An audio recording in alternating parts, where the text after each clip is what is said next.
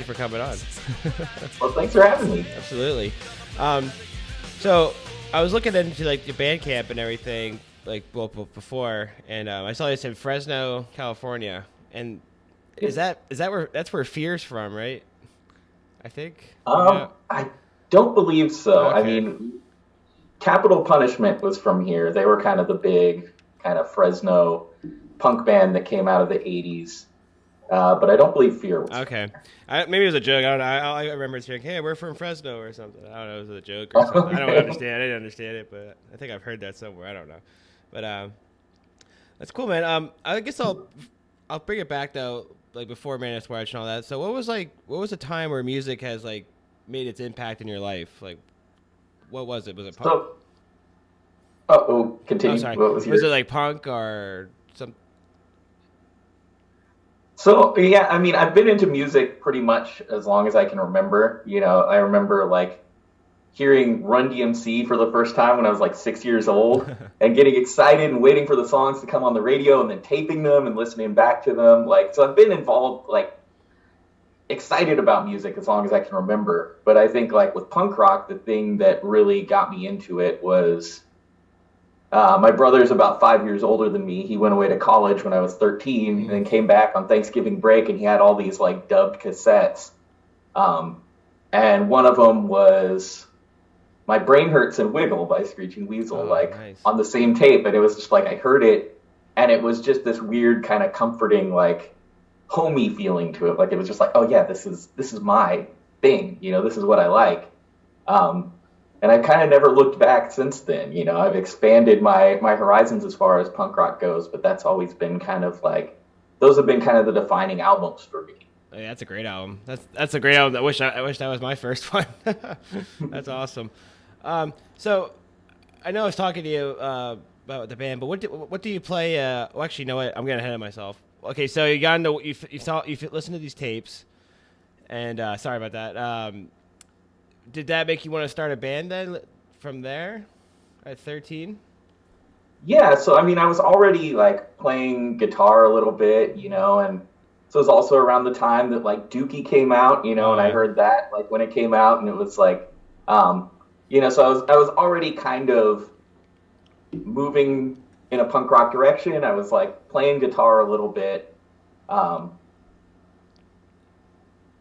but yeah, I would say that was kind of one of the albums that made me want to start a band. But I didn't really start a pop punk band until I was probably 25 or 26. I think Gotcha. I played a lot of like skate punk stuff. I had a long running band that I played in for a long time, and it was just like at a certain point I kind of gravitated more towards punk rock, and it was seeing the Groovy Ghoulies Oh when they nice. came through Fresno.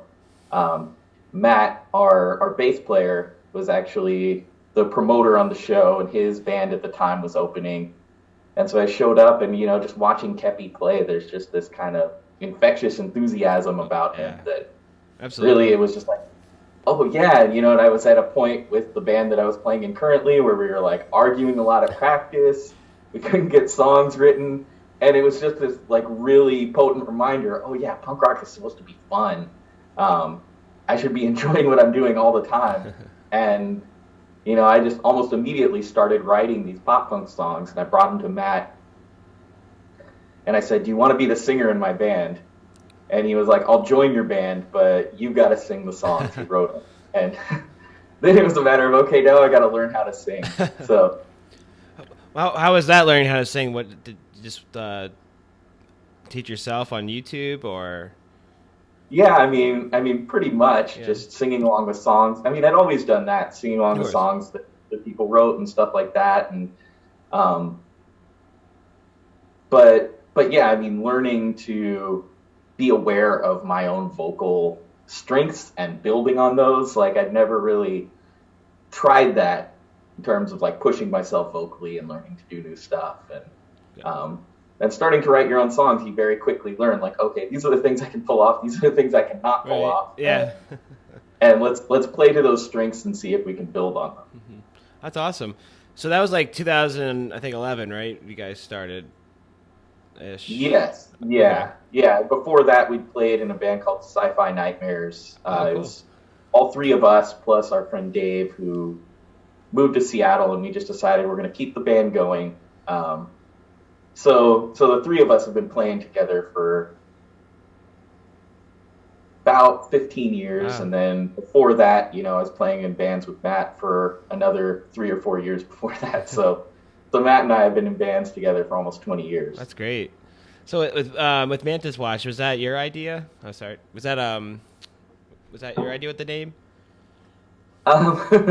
So yeah, the name we tried really hard to make the name of the band be anything other than Mantis Watch. Uh, it was a name we came up with early on in the process, and we are like, what are we going to call Yeah. ourselves? Um, None of us particularly liked the name, but it was like it felt right for what it was that we were doing, and so like we tried out all these different names over time, and like none of them were really kind of clicking. And then one day I just designed a logo for Mantis Watch and like showed it to the guys, and we are like, okay, well that's it. Oh, cool. But we've always been kind of aware of the fact that it's not like one of those catchy names that like makes you want to run out and check the band out. Right. But I think that it's good because then it forces us to be kind of a little more creative in terms of like, oh, how do we get people to actually check us out? And, For um, for me, the name alone, that's what made me check you guys out. I was like, Mantis Watch. I'm like, whoa, that sounds like really cool. What is that about? Like, what Mantis yeah. is. And then I read the descriptions and stuff, and yeah, so like the whole gimmick is really, I think it's really fun. And Oh, thanks. like even like I've seen you interact with people on Instagram, like Jeremy and stuff. Like this, like is fun. Like just the thing it ties into your band and like what they are. So like, was that all you as well? Like figuring out like the gimmick for everything. Yeah, so I mean, a lot of it came out of we had the gimmick pretty early on in the band. Okay. It was the idea like, well, we're this.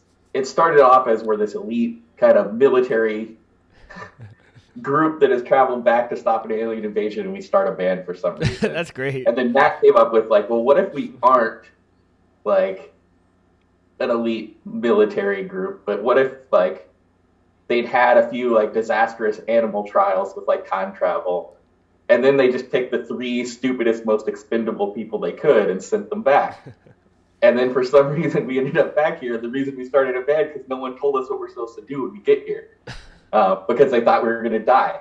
And that was like kind of the starting point for it. We're like, okay, so that's what it is. We're like time travelers. We're trying to save the world, but we're also idiots. And then, I had kids and I started my teaching career and things like that. And so there was about 6 years where I just wasn't doing anything musically. But that entire time I was just kind of refining the gimmick and like, what do I want it to be?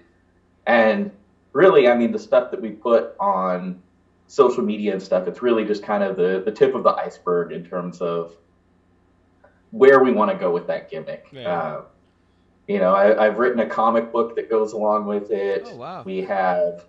Um, we have something like, I don't know, 5 or 6 fictitious bands that we've created that are from our future record collections that we're going to release EPs by eventually. Oh. So there's all kinds of like fun stuff that we want to do with the gimmick, that we're just kind of starting to roll out. Uh-huh. So yeah, we're really excited about something. That's the comic. Can you order that? Is that just anywhere you can order or? It hasn't been drawn yet. It's Okay. script currently. So I've written the first 2 issues. I have like rough drafts of issues 3 and 4, and then I have a rough idea of what I want to do for like a kind of 4 arc long story of like, oh, here's what each one's going to do, and each one has kind of a set of songs or an idea of a set of songs that will go along with them. Gotcha. Okay. I can't wait. Well, when it comes out, that'd be awesome. I'll be definitely checking that out for sure. So I was looking for my drink. I was like, where'd I put it? Very cool. So, with your Thirst EP is Once Upon a Werewolf, I think. Yeah. Because with that EP, it seems I don't know if you guys were still trying to do the. It seems like it stands out compared to the rest of the catalog. Yeah. With that, what was that like? Was that I think everything you've done so far is self-released, right? Self-produced and everything. Yes. Yeah. Well, I mean, the most recent album was, released by Out Loud Okay. Records. But up to that point, we kind of self-released everything. We record everything ourselves. We mix it ourselves. I do all the cover art. Yeah. And we're kind of expanding out from that because it's exhausting to do Sure. everything by yourself. So we're trying to do a little less of that. But yeah, I mean, that was my kind of first attempt at that. I'd done a little bit of like goofing around with recording software and stuff like that before this band, but that EP was really kind of my first attempt, and so part of the reason that it stands out is I really didn't know what I was doing. That's great. I don't mean to stand out in a bad way. I should say I love it. I think it's really good. So that was awesome to listen to. Oh, thanks. Yeah, absolutely. Very cool. And then with the coolest EP you have is they entitled Threat Level Midnight. I think that might have been your next one. Yeah. So that was kind of our second EP that came out like 8 years after our first, because I had that 6-year break Right. where I just wasn't doing much musically. Mm-hmm. And so yeah, we finished that one up like right around January of 2020, and so we played our record release party in February, and then everything shut down in March. Yeah. So it was just kind of one of those things where it's like, I was excited to be playing music again, and then it was just kind of like, well, what's next? Yeah, really. What do we do? And yeah, I mean, Threat Level Midnight, I'm really proud of those songs, but now I go back and listen to it. And, there's things with like the mix and stuff like that I'm like, oh, I wish I did. Oh yeah. Did things a little differently now with the hindsight of like actually knowing a little bit more about my recording equipment and what to do with it. But yeah, I'm really, really proud of that EP, and the songs I think are great. Absolutely.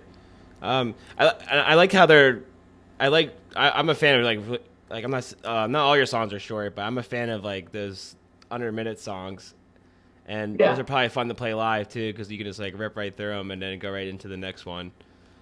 No, absolutely. Yeah, was that planned, or that just happened when you were writing together?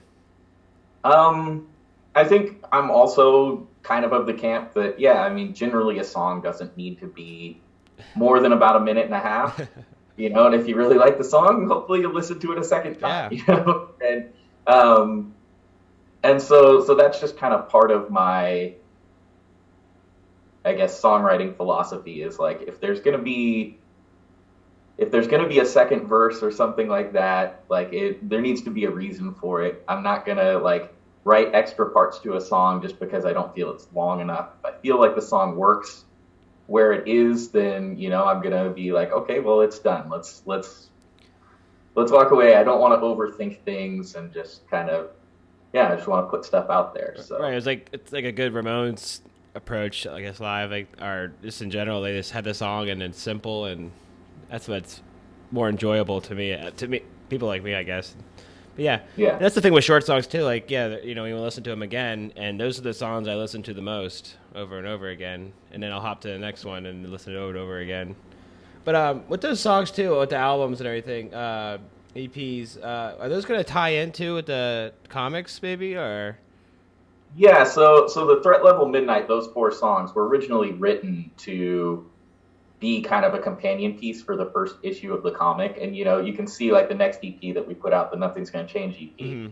It's just like a variation of the same cover. You have the alien spacecraft over the Fresno skyline in the first one. And then the next, it's like the skyline's decimated, the aircrafts are gone. So the idea was that I was going to do 4 EPs that have kind of that thematic through line in terms of like the cover art was going to look very similar, and each of the 4 songs was meant to kind of tie into something that, like, one of the themes of the comic book. Oh, awesome. So yeah, those 4 songs are supposed to be kind of to go along with the first issue of the comic, but we haven't put out the comic yet. So hey, it takes time, especially it does, and we're figuring this all out as we go along, and yeah, I mean, we had an artist lined up that we were kind of talking to, and then, he's doing amazing things now, and he's way too busy to put work into the comic Right. book, and we completely understand that. So we're kind of talking things out with a couple of other artists and figuring out what it is that we want to do, but we don't want to rush it. Um, we want it to be exactly what we want when it does come Of out. course. So Yeah, that's gonna be great. I was wondering, listening to the songs, and then when you mentioned the comic, I was like, oh, maybe they're gonna just be a good connection. That's cool. It's like you're creating your own like little verse. um, yeah, yeah. was there any comics that inspired you to do that with the band, or? Yeah, absolutely. I mean, the first comic that I think I read that I was like, oh, like this is a thing that real people do. Like I could do this someday. Was a comic book called Scud the Disposable Assassin. My friend, Okay. my best friend in junior high, I to this day I don't know how he discovered it because it was this um, small independent comic. It was being self-published by a guy named Rob Schraub. Um, and Dan Harmon, who's gone on to create Community and Rick and Morty and stuff like Mm-hmm. that. But they were self-publishing this comic book, and I remember reading it when I was 13 and just being like, "Wow, this is amazing!" And so that was a big influence on me. And then now, fast forward 30 years later, and Channel 101 is like it's a concept album, but it's also it's taking all of its song titles from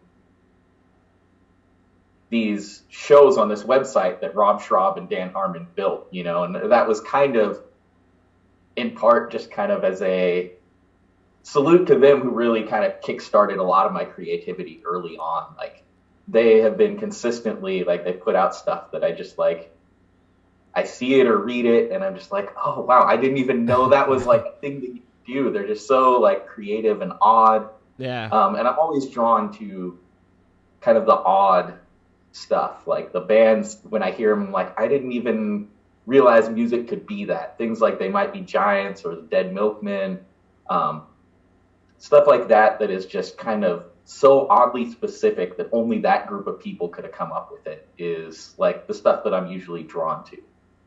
Okay, it makes sense. I feel like that fits in well. Like Man Just Watch fits in well with the Dead Milkmen you just mentioned, and They May Be Giants. I feel like it. I feel like if that's what you were influenced by, I feel you guys fit right in with that, with the whole, which is awesome because I love Dead Milkmen. They're some of my favorite songs. Yeah. As a Pennsylvanian. Yeah. Yeah. So I wanted to ask about the art too. That's because you said you did all the art. Did you go to school for art too or anything or? No, not really. It was just something that kind of came out of like, okay, I want to play music, and it's one of those things where if you're a musician, like it's just kind of expected that you know how to do all of these other jobs. Yeah. Where it's just like, oh, you're a musician, okay, so you could design flyers, right? And oh, you could be a concert promoter, right? And so it's just like one of those things where like over 30 years working in the punk rock community, you kind of become all of these different things. You become a concert promoter, you become a graphic designer, and eventually I've gotten pretty good at it. I think I have like kind of a specific like sensibility that I try to do that is, it's a little different than what you're seeing from a lot of other pop punk bands. It's kind of more simplistic and just kind of I wouldn't even know how to describe it, but it's just like, yeah, it's like I know what I like and I just kind of do that. Right. I know what you mean. Not classically trained at all. And in fact, I would say most of what I do, there's probably a much easier way to do it through these programs, but it's like I do everything kind of by hand and like going in and cleaning up pixels one by one and stuff like that. And so it's very time consuming for me and can be frustrating at times. But yeah. Well, if it works for you, I mean, yeah, I know what you mean by that. Like, there must be an easier way, but I always stick to doing this, something a certain way. It's like, I don't want to know what it is. This works. Yeah, this works. I know how to do this. I was, I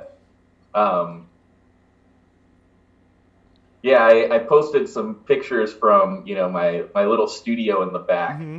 and Marky Cobain had made a comment about it. It's like, why don't you get an interface so you can plug directly into your computer? And I was like, I know I should do that. I always hear that. But I'm Yeah. also familiar with my little 8-track recorder, and I like my 8-track recorder, and um, I know how to work every little piece of that thing and get it to do exactly what I want it to do. And so it's like, I don't want to learn new things at this point. I've spent 30 years learning new things, and I'm happy with where I'm at. So it's kind of I'm a creature of habit at this point. I'm stubborn and not quite old yet, but getting there. So.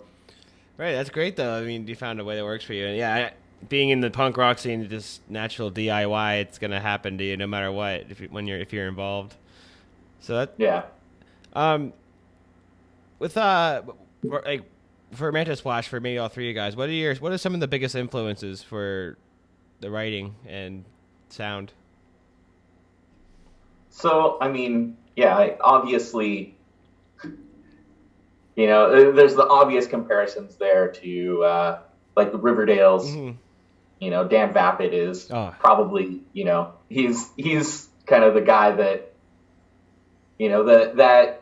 that copy of My Brain Hurts and Wiggle. I remember just like his background vocals on that being the thing that I gravitated towards, and it was just kind of like this sense of that's what a punk rock singer is supposed to sound like. yeah.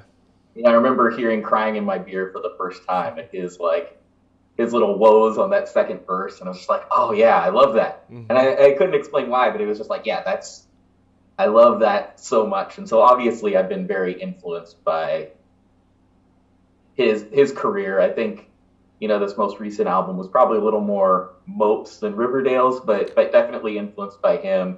And yeah, there's obviously Ramones and Screeching Weasel. But then some of those kind of more strange bands, I mean, I think lyrically I'm really influenced by Mr. T Experience and Dr. Frank, and like I just think he writes some of the most clever stuff. Mm-hmm. It's so simple and it like seems so obvious once you hear it, but it's like, oh, I could have never thought of that. Oh, for and sure. That's kind of my philosophy, is like a song should be so specific that you could be the only person that could have ever written it, but it should be universal enough. There should be some kind of core at the center of it that is like universally relatable in some way, so that other people like hopefully will be drawn to it in some way. And that's what I aspire to. Don't know how well I pull it off, but yeah. Pretty damn good, I would say. With the guitar influences too, is that in the same vein with Screeching Weasel and Riverdale's and all that as well? Oh yeah, absolutely. I mean, Or John Jughead? Yeah.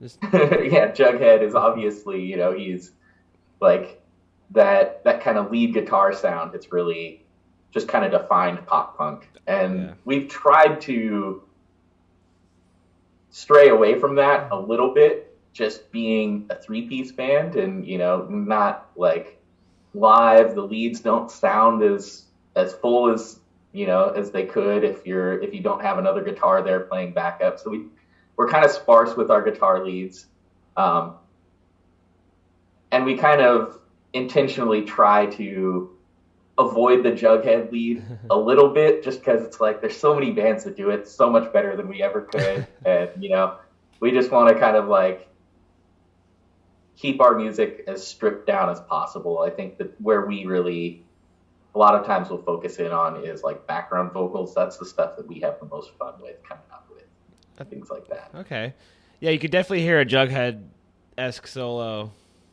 from a mile away, which is also really cool in itself. It's like, oh, that's a Jughead solo. Like this band I listen to. I'm like, oh, nice. It's cool how that it continues out these years. He's like, have you listened to his podcast or? Yes, I have. He has some really cool guests on there. I've been trying to see if I could like get him on here, but I don't know. We'll see someday. But they're amazing. I got a couple more for you if you don't mind. With like touring and stuff, do you guys just play local? For right now, we're looking into a couple little kind of very short things. And I don't want to say too much about it because it's all very tentative. But yeah, we definitely want to get out there a little bit. but I've got young kids, Right. I've got a career, got to schedule everything around that. Our drummer also has a career that he can take time off of, but it's limited what he can do. So yeah, our touring schedule is going to be pretty sparse. I don't anticipate us going on like a nationwide tour or anything anytime soon. Right. Uh, so we're trying to make the shows that we do outside of our area count. Okay. Cool. Yeah, the scene though, like, is there a lot of bands in Fresno that like you've be like gotten to know, obviously over the years? Yeah, Hmm. absolutely. I mean, uh, Matt plays in another band called the Sunnydales that are absolutely fantastic. Okay. Yeah, they're on that And comp.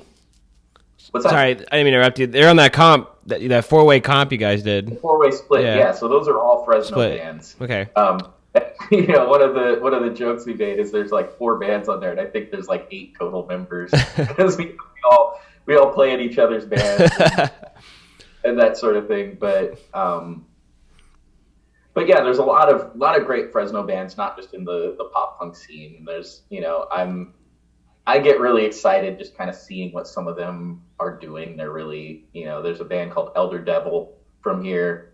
Um, they're kind of more in the like metal grindcore Okay. realm, but they just got a record deal and they just finished recording their new album, and it's really exciting to see things happening for them. I'm seeing a lot of like Fresno bands starting to get a little bit of recognition, so I feel like our scene's starting to have a little bit of a moment. That's Yeah, exciting. good. Awesome. What? Sorry, that was Elder. Elder Oh, Devil. okay. I remember that now. I'll check them out. Yeah, it's great. uh, Hopefully it'll help you guys as well with the scene lifting up. um, yeah, maybe hopefully someday I'll see you over here on the East Coast, or I'll have to eventually fly over to California at some point in my life because I'm trying to get out of Pennsylvania just for a little bit. yeah. Um, Yeah, I mean, we hope we can make it out there at some point. yeah, It's it's on our list of things to do. right. Yeah, it's not But yeah, easy. I'm learning, yeah. especially now. I learned that from bands. But yeah, man, Carl, that's all I got for you. I appreciate you coming on and talking. It's nice to learn more about Mantis Watch, and I'll put all the links down in the description, like Bandcamp page and all that down below, so everyone can check that out. All right, and then yeah, I mean, before I go, I feel like I should mention the 7-inch pre-order that we've got going on with Little Lost Girl Media. We've got a picture disc that's coming out with Planet Unicorn and Robot Bastard, Okay. and we've got Paulino from Flanders 72 doing the art. So we're really excited about it. And it's one of those things that it's pre-sale only. So once the pre-sale's over, they're going to be gone and not going to be available. So Awesome. I'll be sure to grab one. Is that so yeah, that starts when? I'm sorry. that started on Friday. Oh shoot. So Okay. the pre-sale's going for the next two All weeks. right. I'm gonna do that now then. And yeah, we're doing kind of a surprise artwork thing. Paulino's doing it, so we know it's going to look great. But it's going to be one of those things where you'll get to see the artwork when it arrives. Which, I'm always a fan of those kind of gimmicky things like Yeah. that. I'm a sucker for them. So, Oh, it's gonna be cool. um, I can't wait to see that. I can't wait to. I'm gonna go do that right after this. I'm gonna go uh, check that out. Oop. There's that 40-minute thing. all right. Oh man. Well, appreciate you having me on. Yeah, Carl. Thank you. I'm sorry. I should have asked you if you had anything else. I usually do. I don't know. It's just maybe it's. I don't know. I just slipped my mind. But thank you for putting that in there. Yeah, I'll put that down below as well. Yeah, thank you so much. It was a pleasure to meet you. All right. Yeah, it was nice to meet you Yep. too. We'll talk. See ya. Thanks, man. Yep.